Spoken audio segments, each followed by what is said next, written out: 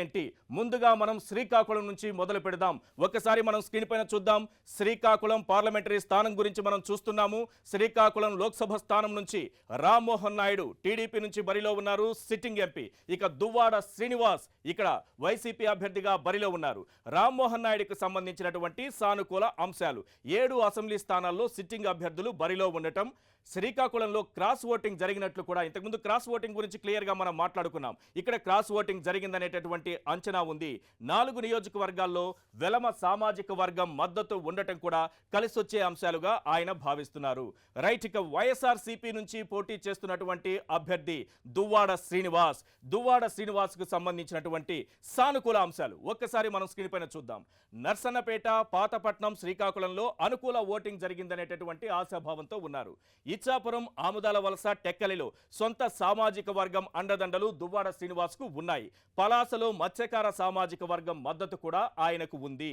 ఇది శ్రీకాకుళం లోక్సభ స్థానంలో TDP, YCP అభ్యర్థులకు ఉన్నటువంటి అనుకూలమైనటువంటి అంశాలు.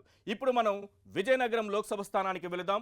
అక్కడ పోటీ చేస్తున్నటువంటి అభ్యర్థులు, వారికి కలిసి వచ్చేటటువంటి అంశాలు, పార్టీలు కడుతున్నటువంటి లెక్కలు ఒకసారి చూద్దాం. ముందుగా ఇక్కడ పోటీ చేస్తున్నటువంటి అభ్యర్థుల వివరాలు చూస్తే అశోక్ గజపతిరాజు టీడీపీ నుంచి పోటీ చేస్తున్నారు. ఆయనకు కలిసి వచ్చేటటువంటి అంశాలు ఏమున్నాయి, ఆయన గెలుపునకు సహకరించేటటువంటి అంశాలు ఏమున్నాయి? విజయనగరం, నెల్లిమర్ల, బొబ్బలిలో అనుకూల ఓట్లు ఎక్కువగా పడ్డట్లు అంచనా వేసుకుంటున్నారు. అలాగే గజపతి నగరంలో క్రాస్ ఓటింగ్ జరిగినట్లు అంచనా వేసుకుంటున్నారు.